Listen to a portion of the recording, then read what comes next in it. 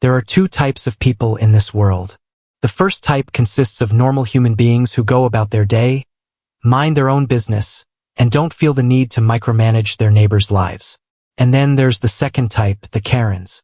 If you've never met one, congrats, you've won the neighborhood lottery. Me? Oh, I wasn't so lucky. See, I live in a condo complex run by an HOA. It's not the worst place until you factor in Karen, our self-appointed neighborhood dictator who takes her HOA role way too seriously. Imagine an old woman who looks like she was born clutching a clipboard, with the ability to smell unauthorized activities from 3 blocks away. My first real Karen experience was when I came home and found my front door slightly open. At first I thought, great, I've been robbed. Perfect. Just what I needed today. But then I stepped inside, and nothing was missing. Instead, I found something way weirder. Karen, in my kitchen, going through my mail. Me. Excuse me, what the actual hell are you doing? Karen, completely unfazed, like breaking and entering was just a fun Sunday hobby. Oh, don't be so dramatic. Your door was unlocked. Me, no, it wasn't. Karen, raising an eyebrow like I was the crazy one. Well, I have the right to check on community safety. You left a package outside, and we can't have clutter in the hallways. So I came in to put it away for you. Me, into my mailbox? Karen, crossing her arms like I should be grateful for her breaking and entering. If you'd keep things more orderly, I wouldn't have to do this. At this point, I was having a full-on mental reboot because what in the homeowner association hell was this logic? I checked my lock, it wasn't broken, meaning she had a key, or worse, she picked the lock. So I asked the obvious. How did you get in? Karen, completely oblivious to how insane she sounded, went, oh, I have access to all resident keys. It's an HOA safety measure. I don't know what disturbed me more, the fact that she actually believed this, or the fact that she was so damn confident about it. Like, of course, she had the right to enter my home. So I did what any sane person would do. I kicked her out. Politely. By which I mean I said, get the hell out before I call the cops. Karen huffed, muttered something about disrespect, and strutted out like I had just ruined her day. That should have been the end of it. But of course, this is a Karen story. The next morning, I woke up to a violation notice from the HOA. Apparently, my doormat was not HOA compliant. This was news to me, considering my doormat was a plain black rectangle. Not neon pink. Not offensive. Just a doormat. I sent an email to the HOA board asking, what exactly about my doormat isn't compliant? The response? It does not align with the aesthetic of the building. I had 2 options. Firstly, accept my fate and remove the completely normal doormat. Secondly, petty war mode activated. Guess which one I chose? So welcome to the HOA games. I swapped out my offensive doormat for a new one that said, in bold capital letters, HOA Inspection Office. Enter at your own risk. Karen did not like this. The next day, I got another violation notice. This time, it was because my window blinds were inconsistent with HOA standards. My blinds. Inside my condo, where literally no one but me could see them. At this point, I realized Karen wasn't just being a pain. She was testing me, trying to push me until I caved. So naturally, I doubled down. Emailed back. Could you please provide the exact measurement and color specifications for HOA-approved blinds? Also, can I get a copy of the rulebook that states interior blinds fall under exterior aesthetic regulations? Thanks. HOA's response? Crickets. But Karen? Oh, she wasn't done yet. A week later, I came home late and, surprise, surprise, my front door was unlocked again. I took a deep breath. Okay, maybe I forgot to lock it? Maybe I'm losing it? Spoiler, I wasn't losing it.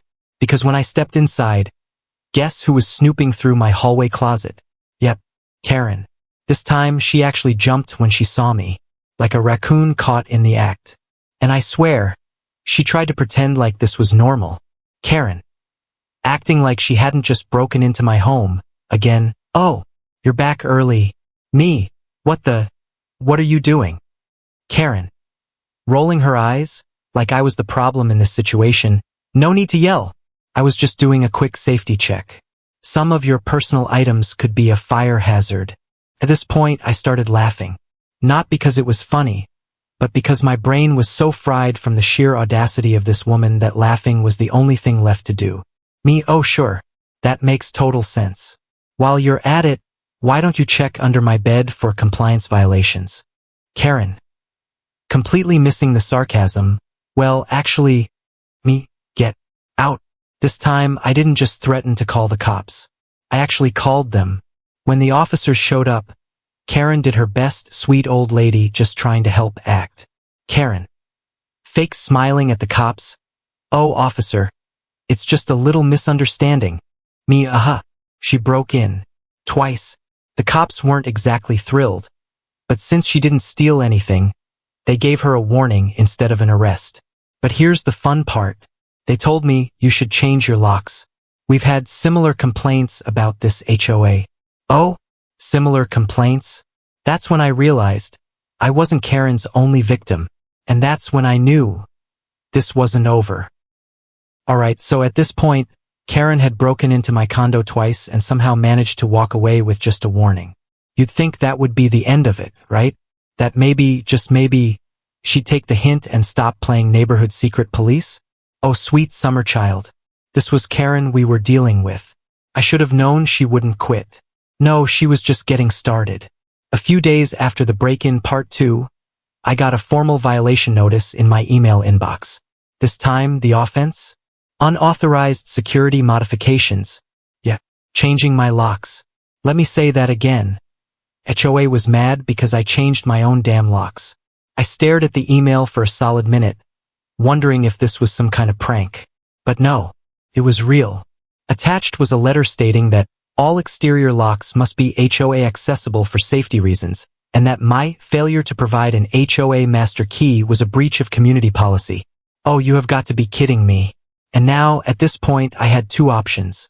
Firstly, ignore the notice and wait for Karen's next insane move. Secondly, go nuclear. I think you already know which one I chose. Instead of responding to the HOA, I reached out to a real estate lawyer and explained the situation. And the guy? Oh, he laughed. Like actually laughed. They're demanding a master key? That's a massive liability issue. HOA doesn't have the legal right to demand access to your home. Oh, music to my ears. So, with his help, I fired back an official response to the HOA.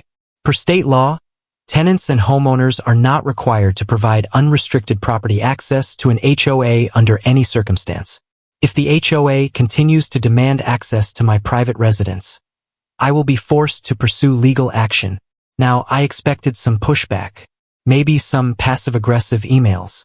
What I did not expect was what happened next. The day after I sent that email, my Ring camera caught something interesting.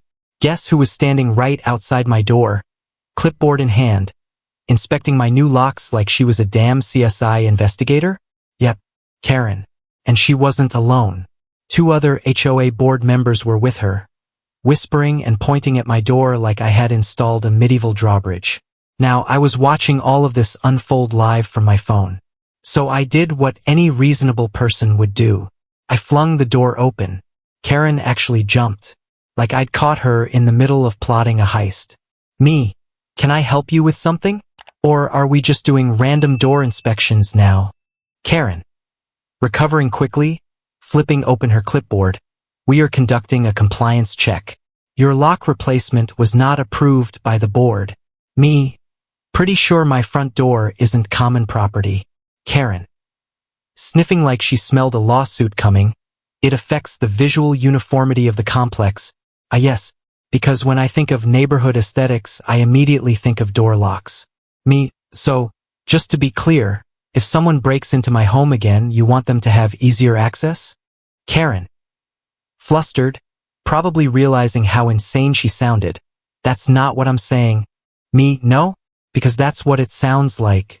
At this point, one of the other board members, Janet, because she looked like she just wanted to go home, muttered under her breath, maybe we should just drop this one. Karen glared at her like she'd just committed treason. Karen, we are not dropping this. We have rules. Oh, she was losing it. And that's when I had a wonderful, evil idea. Me, cool. Let's talk about rules, then. Since we're doing compliance checks, I'd like to file some formal complaints of my own. Karen. Blinking, caught off guard. Excuse me? Me, yeah. You see, I took a little time to go through our HOA guidelines, and I noticed a few interesting things. I pulled out my clipboard because yes, I had prepared for this moment. Me, first up, according to HOA policy, all exterior balcony decorations must be under HOA-approved dimensions. Karen, those ridiculous fairy lights on your balcony definitely don't meet the standard. Karen, that's ridiculous. Me, oh, and let's not forget the no unauthorized surveillance rule. My Ring camera caught you snooping outside my door. That seems like a privacy violation, don't you think? Janet snorted. Karen, bright red. Karen, this is completely different. Me, is it though? The other board member, who had been silent the whole time, finally cleared his throat and went, maybe we should move on? Karen was seething. She knew she was losing. And I was having the time of my life. 2 days later, the HOA sent a new email. Guess what? They were dropping the lock violation. I thought that was the end of it. But no, because Karen, she snapped. At the next HOA meeting, in front of the entire neighborhood, Karen went on a full-blown rant about how I was ruining the community and deliberately causing issues and how my defiance was a threat to HOA order. At one point, she even said, if we let this slide, what's next? People doing whatever they want. Yeah, Karen, that's kind of how homeownership works. But the best part?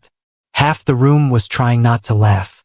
Even Janet, HOA board member Janet, was biting her lip. Karen realized she had lost the room. And me? I just sat back, arms crossed, enjoying the show. Because at that moment, Karen finally understood. She had no power here. At this point, Karen had, first of all, broken into my condo. Twice. Secondly, tried and failed to get me in trouble for changing my locks. Thirdly, had a public meltdown at the HOA meeting. Most people would take the L and move on. But this wasn't just any normal neighborhood dictator. This was Karen. And if there's one thing Karens can't handle, it's losing. The aftermath of Karen's public tantrum was glorious. People had started whispering about her, how she had completely lost it over. What? A door lock? A doormat? Even Janet, who had been one of Karen's closest HOA lackeys, was avoiding her. And then there was me. I was public enemy number one in Karen's mind. So naturally, she tried to escalate. A week after the HOA meeting, I got a letter in the mail. A fine. For $250. The reason? Unapproved balcony decorations. I don't have decorations on my balcony. I have a single damn chair. I stared at the fine, wondering if this was some kind of joke. Then, I got another fine. This time, for excessive noise disturbances. Now I live alone. I work from home. My most exciting activity is watching TV at a normal human volume. So unless HOA had classified me breathing as a noise violation, this was complete nonsense. And then a third fine. This one, for improper waste disposal. At this point, I was impressed. Karen wasn't just being petty. She was waging psychological warfare. So, I did what any rational, level-headed person would do. I printed out every fine, stapled them together, and walked straight into the HOA office. Guess who was there? Karen, sitting behind the desk, smiling like the Grinch. Karen, I see you got our notices. I assume you're here to pay. Me, oh, absolutely not. I'm here to get an itemized breakdown of these fines. Karen. Blinking, caught off guard, excuse me? Me, yeah. I'd love to see the exact rule I violated. Also, do you have evidence? Photos? Noise complaints? Anything? Karen. Fidgeting, well, the HOA board voted on these and we determined. Mia, so you have zero proof. Got it. I took out my phone and started recording. Karen. Panicking a little now, you can't record in here. Me, actually, I can. This is a common area. But hey, if you'd prefer, I can take this conversation to my lawyer. Karen paled. And then, she straight up snatched the fine notices out of my hand. Karen, I'll have to review these.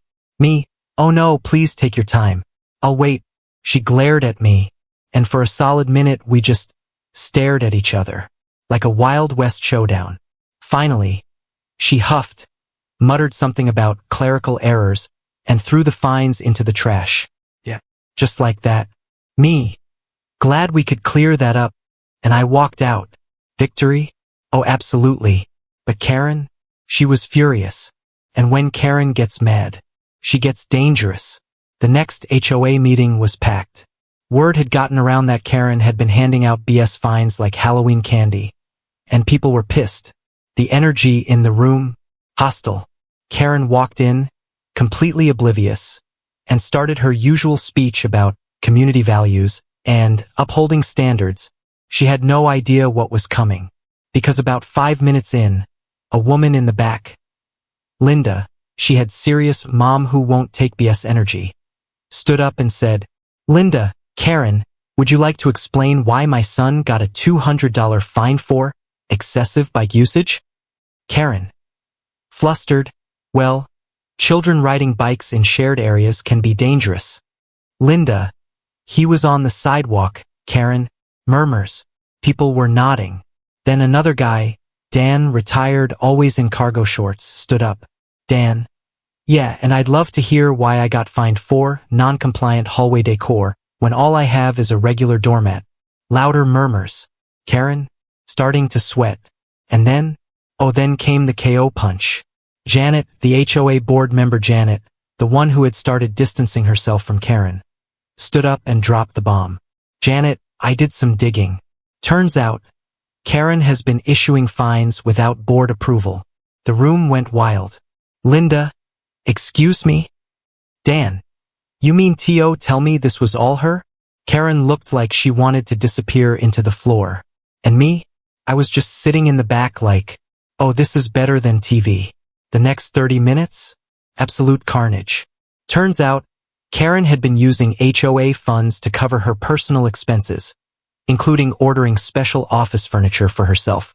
And she had been accessing people's private information, like emergency keys, without board approval. By the end of the meeting, people were demanding her resignation. And Janet, legendary, Queen status Janet, stood up and said, I motion to remove Karen from the board.